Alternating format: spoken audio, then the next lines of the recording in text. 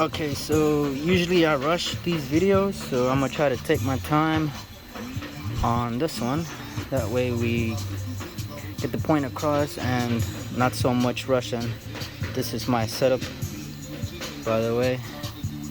All this right here. Anyways, I just wanted to show off on that for a bit. So tools you will need is a 6-inch 3/8 extension, 1921 millimeter flare nut wrench, a 12 millimeter socket, a 10 millimeter socket, a E8 external Torx, a 21 millimeter socket, and this is an adapter quarter to a 3/8 because I have a 3/8 impact drill, a pick, flathead, pry bar, of course flashlight, and that's about all the tools you'll need. Okay, so first thing what you want to do is obviously take off the cover, and it can be held down by 2/10. It'll be right here. So it's these 2/10, and then you just pull towards you because it's held down by that notch right there. Pull towards you, and it should just come right out. Sometimes they get stuck, and it's a pain to take out, but that's all it is. You just pull it out. Okay, so here's the high pressure pump. All right. So first thing, what we're gonna do is get your 19 millimeter flare nut wrench, and we're gonna loosen and take this off. Okay, now wear safety goggles or get some rags, because once you loosen this up, you will spray some fuel everywhere due to the pressure still in the system. So do be careful. Okay, now to remove this or to loosen this, it's going to be this way. Okay, since it's on the opposite side. Okay, so loosening it will be kind of confusing, so make sure you're not tightening up. So it's going to be from here, so you're going to go this way to loosen it up. Okay,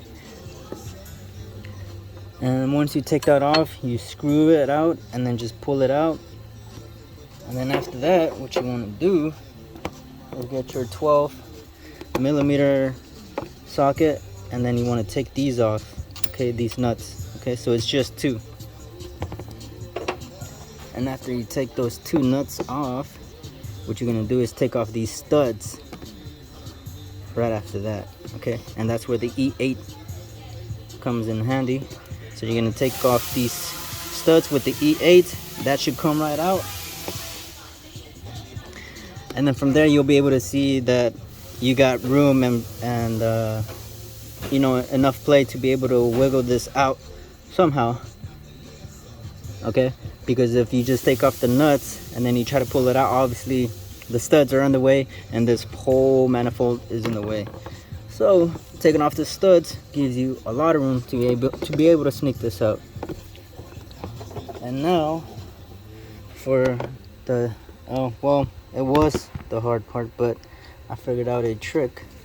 Okay, because now the next step is to take off this connector. Okay, but it is, you know, a bit tough to be able to push in the pin, the tab, and then just pull out, slide down. Okay, because it's just a push and then a pull to be able to take off this connector. But it's a pain since, you know, I got big ass hands. Just kidding, not that big. But the trick to this one is you get this pick, right, and then you just pull up. You just pull towards, you see the tab moving up. Okay, so you don't want to bend it too much to where it breaks. Okay, so basically you just push it, you know, towards you to where the tab releases, and then you grab your flathead and then you push it down, and you're gonna see how easy that was to release, because that's pretty much you pressing down on the tab and then the tab right here releasing, and that's how you release it. Easy. And now the next step is you got the connector out, and then you got this line out. The next step is you're gonna need both hands. You're gonna be wiggling this back and forth once this is free, obviously, and you're gonna be wiggling the high pressure pump as well to be able to sneak it out from under this line and under this this plastic part on the manifold. You can kind of see it's kind of scraped down here, but it's doable. It's a lot easier to put it back in, but to take it out, it will be a little bit tricky for some reason. Oh, and before any of that, obviously you won't be able to wiggle the high pressure pump because it will still be stuck. Okay, after a long time it will get stuck, so that's when the pry bar comes along. So you just want to, all you want to do is just pry it, find spots to be able to pry it, or go back here to be able to pry it. But this pump should be able to pop out. Okay, so that's where the pry bar comes in. And then after that, then you're able to wiggle this out and take this, move this line out the way. And then once you have the fuel pump out, you're gonna have this 21 millimeter right here.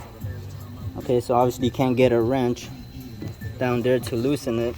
So once you have it out here, get an extension and then a 21 millimeter socket, and either use like a really strong impact drill, because once, if you're using a wrench, obviously you won't be able to loosen it because it is really tight, and you got, you know, it's here, so it's not bolted down to where it's held down, and then you're loosening it, you're breaking it free. So it's going to be tough, and that's when a good impact comes in. A good impact comes along and handy. So that's what I did. Now I did not have a 21 millimeter socket for this impact, so I don't know if it was strong enough to be able to use this type of gun. But the gun that I used was my 1/2 inch air gun, which is, I do not recommend, but I had to get this job done. So I used my air gun and it loosened it like nothing, obviously because it's air, you know, it's an air gun. And whenever I was tightening back down, all I did was, you know, start it off slowly by hand, get the threads in, and then tighten it down like a quick, just like a quick tighten. And I did not do any more because I do not want to over torque it and damage it. And then whenever you're putting, you know, obviously whenever you put in the fuel pump back in, I found it easier to have, you know, my left hand trying to connect it back to the fuel pump whenever you're about to, before you bolt it down, because it will be hard. Once it's bolted down, it's going to be hard to put this connector back in. So once it's free up here, once you have it up here, you know, with your left hand, get the connecting, with your right hand, try to put the connector back, and then put this in place, wiggle it back in, sneak it in, and bolt it back down, put the studs in, and then the nuts on top of it. And actually, before you tighten it all the way down, line this up first. Okay, so get them both started, those nuts, get the studs and the nuts started. Actually no, the studs, you tighten them up, you tighten them all the way down first, obviously, because it's not gonna bolt down the pressure pump. So bolt the studs back in, and then the nuts go after. And then you want to make sure you have some wiggle on this to be able to line this up. And what I did to line that up, because it was hard, you know, because there's a lot of tension here, so it is hard to kind of line up and then at the same time try to put the threads back in. So what I did was I grabbed my pry bar, and then with the manifold right here, I bent it from like right there, okay, on that part of the line right here, okay, you see, like that, not up here on this, more like down here, okay. And then it made it so much easier to be able to line that up, and then with my other hand to twist this back in and thread it back in, and then tighten it down with the 19 flare nut wrench. And you want to use the flare nuts, because if you use like a regular wrench, it's possible that you could round these off, and you don't want to do that. But that's about it. Not much to it, and it's actually pretty easy to do this without taking off the manifold. And this is a 2014 QX80. I'm pretty sure it works the same as like the Armadas, because they're pretty much the same vehicles. But let me know in the comments, and Easy, easy job.